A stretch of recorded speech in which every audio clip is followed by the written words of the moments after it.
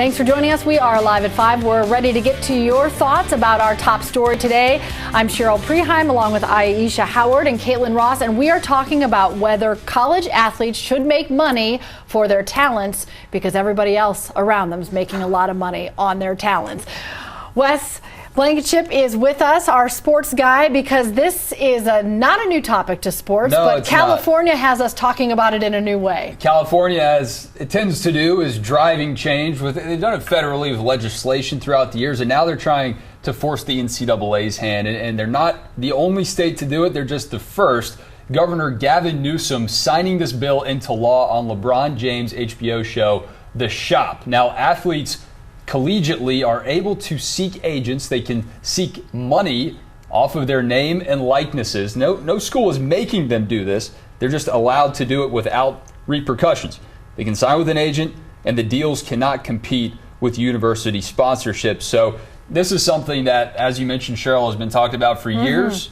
It's going to drive change. I think we're going to see other states have to consider things like this. In New York, South Carolina, Florida already pushing these bills forward potentially. This is like an athlete getting a part-time job because now they can be on a commercial or use their name to making a lot more on that part-time job than I made at TGI Fridays, to tell you that much. Exactly, but it's their life. You can't think of many athletes who are going 100% in their education and 100% on their athletic scholarship. So where I come from, we bred a lot of amazing athletes out of Michigan who went on to have great careers. Some had very short careers, but some of them returned home to nothing and not stellar degrees where you could make a lot of money, and they're just sort of stagnant because they gave all this energy, time, blood, sweat, and tears to their athletic program, but didn't have anything to really return to if they didn't become Steph Curry. And not everybody becomes LeBron or Steph Curry, right? Yeah, it doesn't happen. The odds are stacked against you for sure.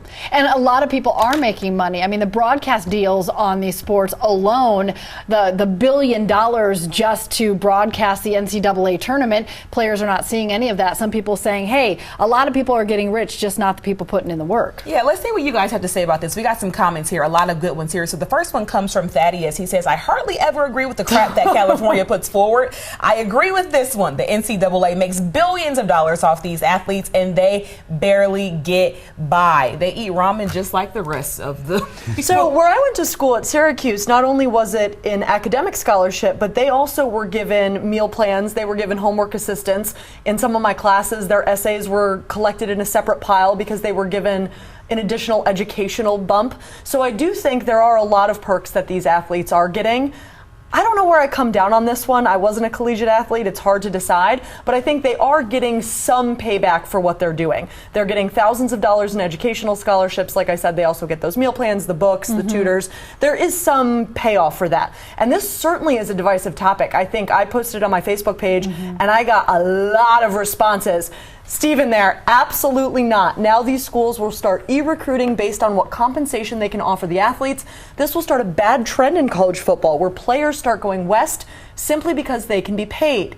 The NCAA needs to squash this ASAP because it gives California schools an unfair advantage over other states. And he raises a really interesting legal point because when I first read this, my first thought was this is going to get struck down because it gives California schools an unfair advantage. There's what do no you question. think, Wes? I think that, as I mentioned earlier, the states are going to push this, and they're going to undermine the NCAA's power that they currently have right now. Every state, in college football, it's about setting trends. California is setting this trend. Florida, South Carolina, New York, as I already said, are trying to push these bills forward as well. You're going to see the NCAA. They're saying right now that this is going to threaten college sports as a whole. I think it's only threatening the NCAA's power, to be quite honest. These states are going to be able to, and let's keep in mind, this won't go into effect until 2023. Right. So there's plenty of time for this to change. But think about the power that California has in college athletes specifically. You have the NCAA tournament, plenty of venues there. You have so many college campuses that will be affected by this. Do you think that the Pac-12 is going to just not be empowered by the NCAA? Do you think the NCAA, vice versa, wants to lose the Pac-12 and lose Stanford, lose USC, lose Cal Berkeley? I don't think they want to do that. California, this is a masterstroke for them, as these dominoes are going to continue to fall state by state. And that's the last thing the NCAA wants. But I think that's where we're headed. So I actually asked my brother-in-law about this because he was a D1 baseball player, and I was curious to see what he thought because, you know, it's all fine and good to talk about this, but the people who would actually be affected, I was surprised by his answer. He said, if you're a big donor to UCLA football, which you were just talking about, you own 20 car dealerships. You tell a recruit, I'll put your name and image on my billboards. That's worth $150K a year. How is that not corrupt and blurring the lines? If I'm that recruit, I'm going where the money is, which I think most people would. In my mind, you're simply making illegal donor activity legal. If you're going to pay, why doesn't the NCAA step in and pay all of the athletes a set amount?